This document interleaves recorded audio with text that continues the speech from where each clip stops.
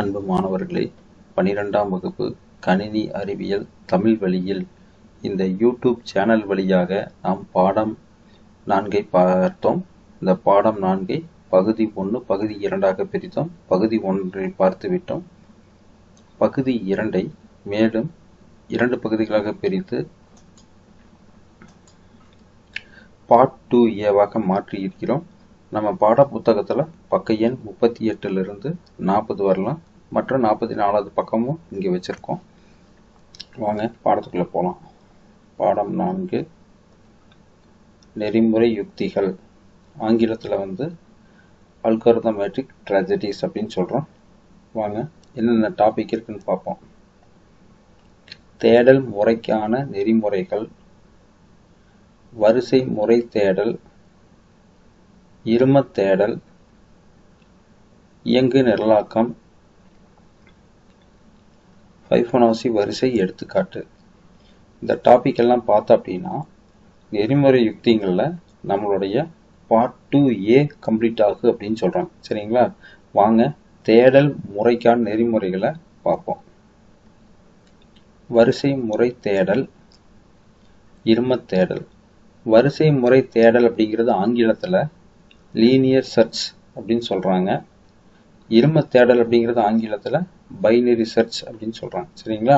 இப்போ முதல்ல வரிசை முறை தேடலில் எக்ஸ்பிளைன் பண்ணி சொல்கிறாங்க. போலாம் வாங்க. வரிசைப்படுத்தப்படாத பட்டியலில் இருந்து ஒரு உறுப்பை தேடி கண்டுபிடிக்க வரிசை முறை தேடல் பயன்படும். இப்போ நம்மளுக்கு ஒரு பட்டியல் கொடுத்துருக்காங்க. இந்த பட்டியல் நம்மளுக்கு எப்படி இருக்குதுன்னா வரிசைப்படுத்தப்படாத பட்டியலாக இருக்குது. சரிங்களா? இதில் நான் 6ங்கிற உறுப்பை தேடி கண்டுபிடிக்கிறேன். இந்த செயல்பாடு தான் எனக்கு என்னவா இருக்குதுன்னா வரிசை முறை தேடலாக இருக்குதுன்னு சொல்கிறாங்க. சரிங்களா? அடுத்தது வரிசை முறை தேடல் ஈக்குவல் டு தொடர் தேடல். ஏன்னா இப்போ பாருங்க, நான் தேடக்கூடிய மதிப்பு 6. சரிங்களா? இப்போ பட்டியலில் முதல் இடத்துக்கு வந்துட்டேன். இப்போ முதல் இடத்துல 2 இருக்குது. அப்போ 2 ஈக்குவல் டு 6 செக் பண்ணுறேன். இல்லை.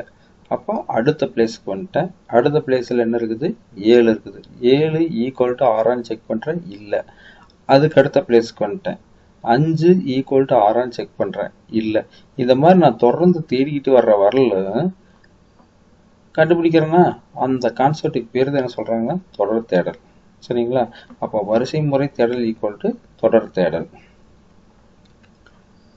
பட்டியலில் தேடும் உறுப்பை கண்டுபிடிக்கும் வரை அல்லது பட்டியல் முடியும் வரை ஒவ்வொரு உறுப்புகளை சரிபார்த்து தேடும் மதிப்பை கண்டுபிடிக்கும் செயல்முறையாகும். எது? வரிசை முறை தேடல். இப்போ பாருங்க, பட்டியல் இந்த 6ங்கிற உறுப்பை தேடி கண்டுபிடிக்கிற வரல, அப்படி இல்லைன்னா பட்டியல் முடிகிற வரல ஒவ்வொரு உறுப்பா சரிபார்த்து கடைசியில் என்ன பண்ணுறாங்க? தேடும் மதிப்பை கண்டுபிடிக்கக்கூடிய அந்த செயல்முறையை தான் என்ன சொல்கிறாங்க அப்படின்னு சொல்லி பார்த்தோம்னா வரிசை முறை தேடல் அப்படின்னு சொல்கிறாங்க. அடுத்தது போலி குறிமுறை. ஃபார் மடக்கை பயன்படுத்தி அணியில் பயணித்தல். ஒவ்வொரு சுழற்சியிலும் இலக்கு மதிப்பை தற்போதைய மதிப்புடன் ஒப்பிடல். மதிப்புகள் பொருத்தமாக இருந்தால் அணியின் தற்போதைய சுட்டெண்ணை திருப்பி அனுப்பும்.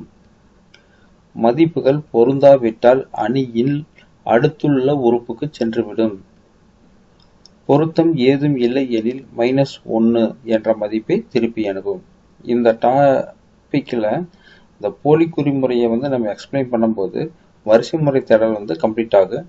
இந்த போலி குறிமுறையை நம்ம என்ன பண்ணுவோம் அப்படின்னு சொல்லி பார்த்தோன்னா அனிமேஷன் லெவலில் முதல்ல எக்ஸ்பிளைன் பண்ணி பார்ப்போம்.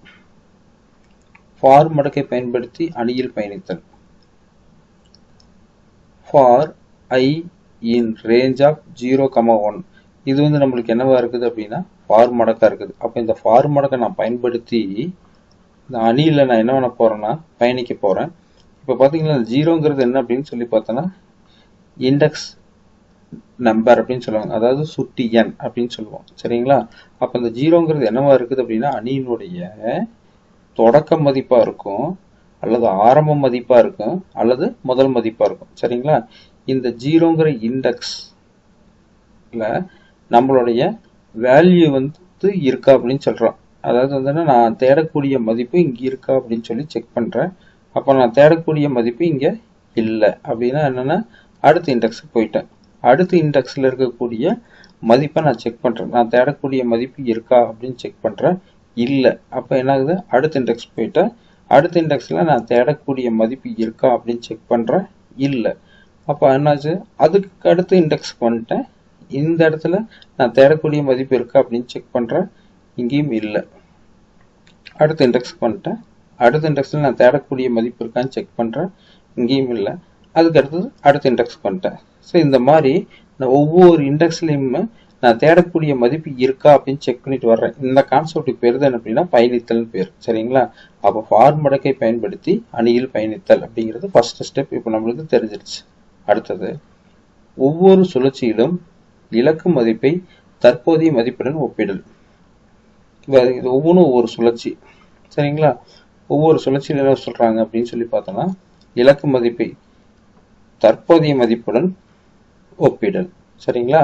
அடுத்தது, மதிப்புகள் பொருத்தமாக இருப்பதால் அணியின் தற்போதைய சுட்டனை திருப்பி அனுப்பும். இப்போ மதிப்புகள் வந்து என்னாச்சு, பொருத்தமா இருக்குது, இருந்தகாட்டி அணியில் தற்போதைய சுட்டியன் என்ன, இங்கெல்லாம் மேட்ச் ஆகல, இந்த இடத்துல மட்டும்தான் மேட்ச் ஆயிருக்குது. அப்போ மேட்ச் ஆகிற இடத்துல என்ன இருக்குது, இந்த 4ங்கிற சுட்டி என்ன என்னாச்சுங்க, அதுதான் தற்போதைய சுட்டியன். அந்த சுட்டியன் என்னாச்சு, திருப்பி அனுப்புது அப்படின்னு சொல்றாங்க. அப்போ எந்த இடத்துல மேட்ச் ஆகுதோ அந்த இடத்துல இருக்கக்கூடிய இண்டெக்ஸ் வேல்யூ, அதாவது சுட்டி எண்ணை தான் திருப்பி அனுப்புன்னு சொல்றாங்க. அடுத்தது, மதிப்புகள் பொருந்தாவிட்டால் அணியில் அடுத்துள்ள உறுப்புக்கு சென்றுவிடும். இப்போ மதிப்புகள் என்னாச்சு, பொருந்தாவிட்டால் அணியில் என்னாச்சு, அடுத்து இருக்கிற உறுப்புக்கு போயிடுச்சு அப்படின்னு சொல்றாங்க. அடுத்தது, பொருத்தம் ஏதும் இல்லை எனில் -1 என்ற மதிப்பை திருப்பி அனுப்பும். இப்போ பொருத்தம் ஏதும் இல்லை, இப்போ பார்த்தீங்கன்னா எந்த இடத்துலையுமே பொருந்தவில்லை எனில் -1 என்ற மதிப்பை திருப்பி அனுப்பும் அப்படின்னு சொல்றாங்க. அடுத்தது, ஒரு குறிப்பிட்ட எண்ணை தேடுவதற்கான எடுத்துக்காட்டு. இப்போ அணியின் சுட்டு 0, 1, 2, 3, 4. இந்த இடத்துல வந்து 0ங்கிற இடத்துல வந்து மதிப்பு இருக்குது 10, 1ங்கிற இடத்துல 12, 2ங்கிற இடத்துல 20, 3ங்கிற இடத்துல 25, 4ங்கிற இடத்துல 30. அடுத்தது என்ன சொல்றாங்கன்னா, நான் தேடக்கூடிய மதிப்பு வந்து 25. சரிங்களா? சரி, இது எப்படி பண்றாங்க அப்படிங்கிறதுக்கு அந்த ஸ்டெப்பை பார்க்கலாம் வாங்க. படி 1, முதலில் அணியின் முதல் உறுப்பிலிருந்து தொடங்க வேண்டும். முதல் உறுப்புன்னு என்னங்க, 0. சரிங்களா? இப்போ பாருங்க, if 10 = 25, முதல் உறுப்புல என்ன மதிப்பு இருக்குது, 10ங்கிற மதிப்பு இருக்குது. அப்போ 10 = 25 என சரிபார்த்தல். நிபந்தனை தவறாக இருப்பதால் அடுத்த தேடலுக்கு செல்ல வேண்டும். இப்போ பாருங்க, 0லேருந்து ஸ்டார்ட் ஆகும்னு சொன்னோம்னா, அப்போ அந்த 0வில் மதிப்பு அளவு இருக்குது 10. அப்போ 10 = 25 செக் பண்ணுறேன். நிபந்தனை வந்து தவறாக இருக்குங்காட்டி என்னாச்சு, அடுத்த தேடலுக்கு போயிட்டேன். சரிங்களா? அடுத்தது படி 2, 12 = 25 என சரிபார்த்தல். நிபந்தனை தவறாக இருப்பதால் அடுத்த தேடலுக்கு செல்ல வேண்டும். இப்போ பாருங்க, 12 = 25 செக் பண்ணுறேன். நிபந்தனை வந்து தவறாக இருக்குங்காட்டி அடுத்த தேடலுக்கு போயிட்டேன். சரிங்களா? அடுத்தது படி 3ல் 20 = 25 என சரிபார்த்தல். நிபந்தனை தவறாக இருப்பதால் அடுத்த தேடலுக்கு செல்ல வேண்டும். இப்போ 20 = 25 செக் பண்ணுறேன்.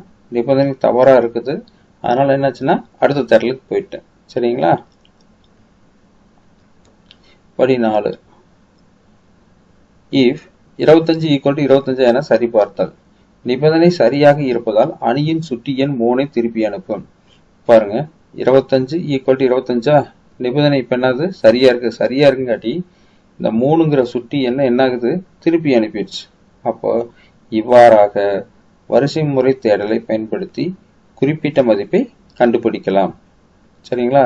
அப்போ இந்த மாதிரி மெத்தடை யூஸ் பண்ணோம்னா ஈஸியாக வந்து என்ன பண்ணிக்கலாங்க, வரிசை முறை தேடலை பயன்படுத்தி நம்ம தேடக்கூடிய மதிப்பை கண்டுபிடிச்சிக்கலாம்னு சொல்றாங்க. அடுத்தது இரும தேடல், பைனரி சர்ச். வரிசைப்படுத்தப்பட்ட பட்டியலிலிருந்து ஒரு உறுப்பை தேடி கண்டுபிடிக்க இரும தேடல் பயன்படும். பார்த்தீங்கன்னா இது வந்து வரிசையா இருக்கு, அதனாலதான் வரிசைப்படுத்தப்பட்ட பட்டியல். இதில் நான் என்ன பண்றேன்னா 6ங்கிற உறுப்பை தேடி கண்டுபிடிக்கிறேன். அதனாலதான் இதுக்கு பேர் என்ன சொல்றாங்க, இரும தேடல் அப்படின்னு சொல்றாங்க. இரும தேடல் ஈக்குவல் டு பாதி இடைவெளி தேடல் முறை.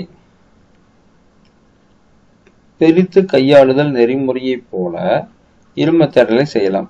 ஒரு அனிமேஷன் வருது, இந்த அனிமேஷன் பார்க்கும்போது இந்த ரெண்டு கான்செப்ட் என்னங்கிறது உங்களுக்கு தெரியும். பாருங்க, இது வரிசைப்படுத்தப்பட்ட பட்டியலா. நான் தேடக்கூடிய மதிப்பு எவ்வளவு? 6. சரிங்களா? சரி, தேடக்கூடிய மதிப்பு கண்டுபிடிக்கிறாப்புல இருந்தா மைய மதிப்புல இருந்தா கண்டுபிடிக்கணும். இப்ப 5 தான் நம்மளுக்கு மைய மதிப்பு. இந்த பக்கத்துக்கு மைய மதிப்பு வந்து 5. சரிங்களா? அப்ப நான் தேடக்கூடிய மதிப்பு லெஸ் தேனா இருந்ததுன்னா எந்த பக்கம் போயிடணும் அப்படின்னு சொல்லி பார்த்தோன்னா இடப்பக்கம் போயிடணும்னு சொல்றாங்க. சரிங்களா?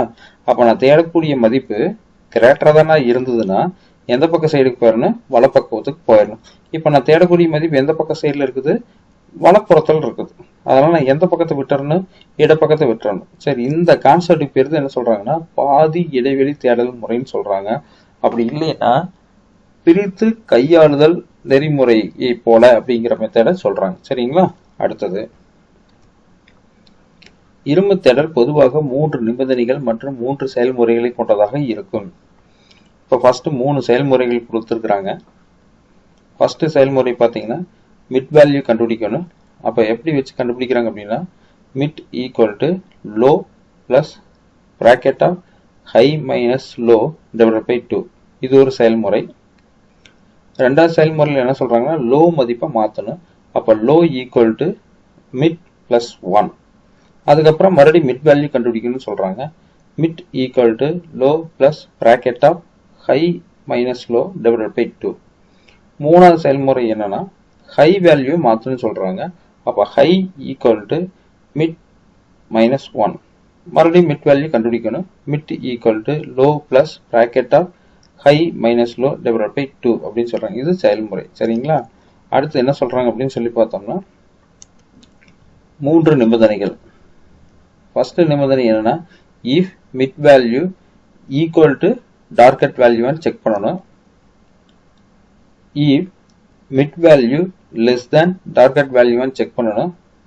மூணாவது if mid value greater than target வேல்யூன்னு செக் பண்ணணும். ஸோ இப்போ இந்த 3 செயல்முறை 3 கண்டிஷனை செக் பண்ணிட்டு அப்படின்னா நம்மளுக்கு வந்து இரும தேடல் வந்து கம்ப்ளீட் ஆகுன்னு சொல்றாங்க. வாங்க பார்ப்போம் போலிக்குறி முறையை. மைய உறுப்பிலிருந்து தொடங்குதல். முதலில் மிட் மதிப்பை கண்டுபிடித்தல்.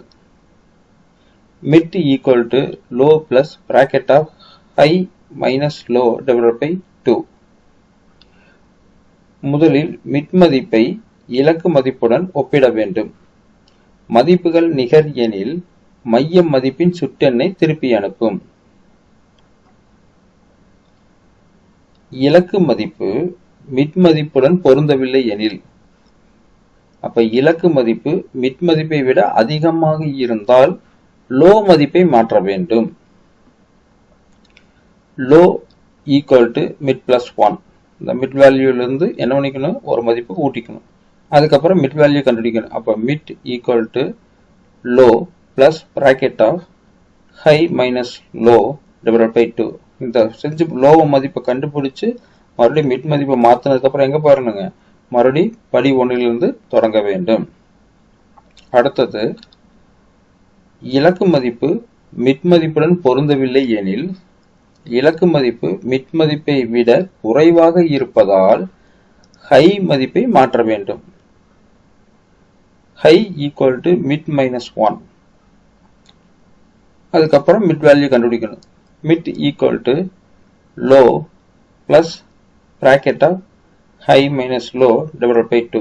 இது ஹை வேல்யூ மாற்றி மிட் வேல்யூ கண்டுபிடிச்சதுக்கு அப்புறம் மறுபடியும் எங்க போகணுங்க? படிநிலை 1லிருந்து தொடங்க வேண்டும். சரிங்களா? அடுத்தது, பொருத்தமான தேடல் கண்டுபிடிக்கப்பட்டால் பொருந்திய உறுப்பின் சுட்டி எண் திருப்பி அனுப்பப்படும். அதாவது இண்டெக்ஸ் நம்பர் வந்து திருப்பி அனுப்பிடுவாங்க. பொருத்தம் இல்லை எனில் -1 என்ற மதிப்பை திருப்பி அனுப்பும் அல்லது தேடல் நிறைவேற்றப்படவில்லை என்ற தகவலை கொடுக்கும் அப்படின்னு சொல்றாங்க. சரிங்களா? அடுத்தது, குறிப்பிட்ட எண்ணை தேடுவதற்கான எடுத்துக்காட்டு. இதுல இரும தேடல்ல இப்ப அணியினுடைய சுட்டு 0 1 2 3 4 5 6 7 8 9. அப்ப 0ங்கிற இண்டெக்ஸ்ல என்ன இருக்குது? 10ங்கிற மதிப்பு. 1ங்கிற இண்டெக்ஸ்ல 20ங்கிற மதிப்பு. இதே மாதிரி என்ன பண்ணியிருக்கேன் அப்படின்னா ஒவ்வொரு இண்டெக்ஸ்லையும் ஒவ்வொரு மதிப்பு கொடுத்துருக்காங்க. சரிங்களா? இதில் என்ன சொல்கிறாங்கன்னா, நான் தேடக்கூடிய மதிப்பு எவ்வளோ அப்படின்னு சொல்லி பார்த்தோன்னா 60. இந்த 60ங்கிற மதிப்பை தான் நான் தேடி கண்டுபிடிக்கணும். சரிங்களா? முதல்ல நான் என்ன பண்ணிக்கிறேன்னா மிட் மதிப்பை கண்டுபிடிச்சிடணும். அப்போ லோ தெரிஞ்சிருக்கணும், ஹையோட மதிப்பு தெரிஞ்சிருக்கணும். சரிங்களா? இப்போ mid equal to low plus bracket of high minus low divide by 2ன்னு சொல்லி கொடுத்துட்டாங்களா? இப்போ மிட் ஈக்குவல் டு 0 பிளஸ் லோவோட வேல்யூ அளவு 0 பிளஸ் ஹையோட வேல்யூ அளவு 9 மைனஸ்க்கு இந்த மைனஸ், இந்த லோவோட வேல்யூ 0 ப்ராக்கெட்டில் போட்டாச்சு டிவைட் பை 2 ஈக்குவல் டு இந்த 0 பிளஸ் 0க்கு மதிப்பு இல்லை, அப்படியே விட்டுடலாம். இப்போ 9 மைனஸ் 0 அளவு 9 தான். அப்போ 9 பை 2ன்னு கிடச்சிருச்சா? அப்போ இதனுடைய வேல்யூ அளவு 4.5. 4.5 வரும்போது நம்ம ஃப்ராக்ஷனில் இருக்குது, நம்ம ஹோல் நம்பராக தான் எடுத்துக்கணும், அதான் முழு எண்ணாக தான் எடுத்துக்கணும். அதனால 4 மட்டும் நான் எடுத்துக்கிட்டேன். சரிங்களா? இந்த 4 தான் எனக்கு என்னவா இருக்குது, மைய மதிப்பாக இருக்குது. இப்போ மைய மதிப்பில் என்ன வேல்யூ இருக்குதுன்னு பாருங்க, 50. இப்போ 50 ஈக்குவல் டு 60 செக் பண்ணணும், அதுதான் கான்செப்ட். சரிங்களா?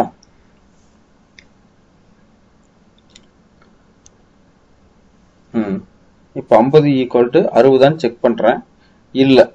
அப்போ அடுத்து என்ன பண்ணணும், நாம் தேடக்கூடிய மதிப்பு மிட் மதிப்பை விட அதிகம். அதிகம்னா என்ன பக்கம் போயிடணும், வலது பக்கம் போயிடணும். அதனாலதான் வலது பக்கத்தில் உள்ள உறுப்புகளை தேர்ந்தெடுக்க வேண்டும் சொல்லிட்டாங்க. இப்போ நம்ம தேடக்கூடிய மதிப்பு என்னது, மிட் மதிப்பு இதுதான். எந்த பக்கம் சைடில் இருக்குதுன்னு சொல்றாங்க, வலப்பக்கத்தில் இருக்குதுன்னு சொல்லிட்டாங்க. இது வந்து வலப்பக்கம், இது வந்து எந்த பக்கம் சைடுங்க, இடப்பக்க சைடு. எந்த பக்கத்தில் இருக்கிற உறுப்பு எடுத்துக்கணும், வலப்பக்கத்தில் இருக்கக்கூடிய உறுப்பு எடுத்துக்கணும். எந்த பக்கத்தில் இருக்கிற உறுப்பு தேவையில்லை, இப்போ இடப்பக்கத்தில் உறுப்பு தேவையில்லை. சரிங்களா? சரி, இப்போ என்ன சொல்லியிருக்கிறாங்க, வலப்புறம் உள்ள உறுப்புகளை தேர்ந்தெடுக்க வேண்டும். அப்படின்னா என்ன பண்ணணும், வலப்புறம் என்பதால் லோ மதிப்பை மாற்ற வேண்டும். Low equal to mid plus 1 நம்ம வந்து அந்த செயல்முறையில பார்த்தது. Low equal to 4 plus 1. இந்த 4ங்கிறது என்ன, இந்த மிட் வேல்யூல வந்தது இல்லைங்களா, இது இண்டெக்ஸ் நம்பர். அந்த இண்டெக்ஸ் நம்பரை தான் கொண்டு வந்து வச்சுட்டாங்க. அப்போ 4 பிளஸ் 1. இப்போ லோவோட வேல்யூ எவ்வளவுங்க, 5. ஓகேங்களா? அப்போ லோவோட வேல்யூ மாத்திட்டோமா? சரிங்களா? இப்போ 5 தான் நம்மளுக்கு லோவோட வேல்யூ. அப்போ லோவோட வேல்யூ 5, ஹையோட வேல்யூ வந்து 9. ஓகேங்களா? Mid equal to low plus high minus low divide by 2. சரிங்களா? இப்போ லோவோட வேல்யூ அளவு 5 பிளஸ் ஹையோட வேல்யூ அளவு 9 மைனஸ் லோவோட வேல்யூ 5. சரிங்களா? Divide by 2. 5 பிளஸ் 9ல் 5 போயிடுச்சுன்னா 4 பை 2. 5 பிளஸ் 4 டிவைட் பை 2 எவ்வளோங்க, 2. அப்போ 5 பிளஸ் 2 7. அப்போ இந்த 7 தான் நம்மளுக்கு என்னவா இருக்குது அப்படின்னு சொல்லி பார்த்தோம்னா மிட் மதிப்பா இருக்குது. அப்போ மிட் மதிப்புல வந்து வேல்யூ எவ்வளவுங்க, 80. சரிங்களா? இப்போ 80 ஈக்குவல் டு 60 செக் பண்றோம், இல்லை. அடுத்து நாம் தேடும் மதிப்பு மிட் மதிப்பை விட குறைவு. குறைவா இருந்தா எங்க வரணும், அப்ப இடப்பக்கத்தில் உள்ள உறுப்புகளை தேர்ந்தெடுக்க வேண்டும். அப்ப இதுதான் மிட் மதிப்பு. இது இடப்பக்கத்தில் இருக்கிற உறுப்புகளை தேர்ந்தெடுத்துட்டு எந்த பக்க சைடில் இருக்கணும், வலது பக்கத்தில் இருக்கிற உறுப்பை விட்டுறணும். சரிங்களா? அடுத்து என்ன சொல்றாங்க பார்ப்போம். இடப்புறம் என்பதால் ஹை மதிப்பை மாற்ற வேண்டும். High equal to mid minus 1, high equal to 7 minus 1. ஏன்னா நம்மளுடைய மிட் வேல்யூ எவ்வளவு இருந்ததுங்க, 7. அதனால இண்டெக்ஸ் நம்பர் வந்து 7ன்னு வச்சிருக்கோம். இப்போ 7 மைனஸ் 1 எவ்வளவு வச்சுங்க, ஹையோட வேல்யூ இப்போ என்னவா மாறிடுச்சுங்க, 6. சரிங்களா? ஸோ இந்த 6 தான் வந்து இங்கே வந்துடுச்சு. ஓகேங்க. இப்போ இதுதான் நம்மளுக்கு என்ன வேல்யூங்க, ஹை வேல்யூ. சரிங்களா? லோ வந்து 5, ஹை வந்து எவ்வளோங்க, 6. Mid equal to low plus high minus low by 2. ஓகேங்களா? இப்போ லோவோட வேல்யூ அளவு 5 பிளஸ் ஹையோட வேல்யூ அளவு 6, மறுபடியும் லோவோட வேல்யூ அளவு 5. சரிங்களா? பை 2. அப்போ 5 பிளஸ் 6 மைனஸ் 5 எவ்வளவு, 1 டிவைட் பை 2. 5 பிளஸ் 1 பை 2 எவ்வளவு, 0.5. போட்டும்போது 5.5. இந்த ஃப்ராக்ஷனில் இருக்குங்காட்டி நம்ம ஹோல் நம்பர் எடுக்கிறோம், அதனால வந்து 5 எடுத்துக்கிட்டோம். அப்போ 5 தான் நம்மளுக்கு என்ன வேல்யூவா இருக்குதுங்க, மிட் வேல்யூவா இருக்குது. சரிங்களா? இப்போ மிட் வேல்யூல என்ன மதிப்பு இருக்குது, 60ங்கிற மதிப்பு இருக்குது. சரிங்களா? 60 ஈக்குவல் டு 60. ஆம். இப்போது பொருத்தமான தேடல் கண்டுபிடிக்கப்பட்டதால் தற்போதைய உறுப்பின் சுட்டி எண் 5 ஆனது திருப்பி அனுப்பப்படும். சரிங்களா? ஸோ இதைத்தான் என்ன சொல்றாங்க அப்படின்னு சொல்லி பார்த்தோம்னா, இவ்வாறு இரும தேடலை செய்யலாம். அப்போ பாதி பாதியை பிரித்து கொண்டு வந்து நம்மளுடைய டார்கெட் வேல்யூ வந்து செக் பண்ணிக்கலாம் இரும தேடலை பயன்படுத்தி அப்படின்னு சொல்கிறான். சரிங்களா? அடுத்தது இயங்கு நிரலாக்கம். ப்ராப்ளம் சொல்யூஷன் ஒன்று கொடுக்குறாங்க. ஏதோ ஒரு கான்செப்டை சொல்ல வர்றாங்க. இந்த பிக்சர்லையும் ஏதோ ஒரு கான்செப்டை சொல்ல வர்றாங்க. வாங்க பார்ப்போம். ஒரு சிக்கலுக்கு தீர்வு காண 1 2 3 கொடுக்குறாங்க இல்லைங்களா? அதுக்கப்புறம் முடிவுன்னு ஒன்று கொடுத்துருக்காங்க. இப்போ வரிசையான முடிவுகளின் மூலம் செயல்படுத்தப்படும் நெறிமுறை வடிவமாகும். எது? இயங்கு நிரலாக்கம். அப்போ ஒரு சிக்கலுக்கு தீர்வு காண வரிசையான முடிவுகளின் மூலம் செயல்படுத்தப்படும் நெறிமுறை வடிவம் தான் இயங்கு நிரலாக்கம் சொல்றாங்க. அடுத்தது இந்த பிக்சர்ல எல்லாம் ஜாயின் பண்ணி வச்சிருக்காங்க. ஜாயின் பண்ணதில் பிரித்து வச்சிருக்காங்க. சரி, என்ன சொல்றாங்கன்னு பார்ப்போம்.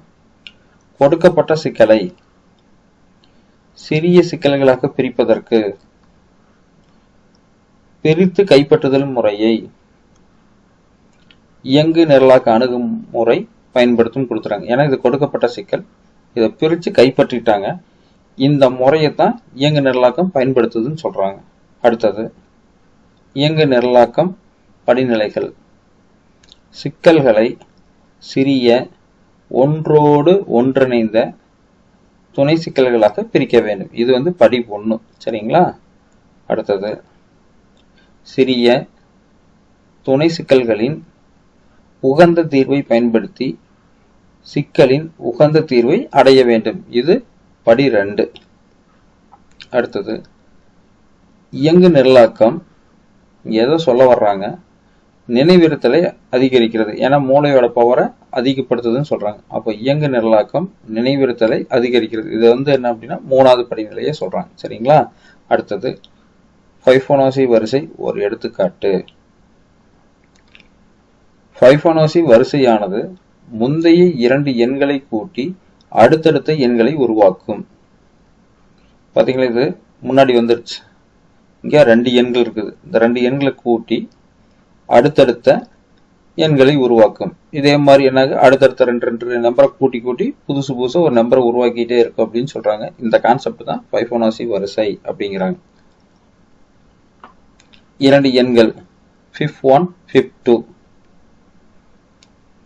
தொடக்க மதிப்பு fif1 வேல்யூ வந்து 0, fif2 வேல்யூ வந்து 1. இது ஸ்டாண்டர்டா இருக்கும்.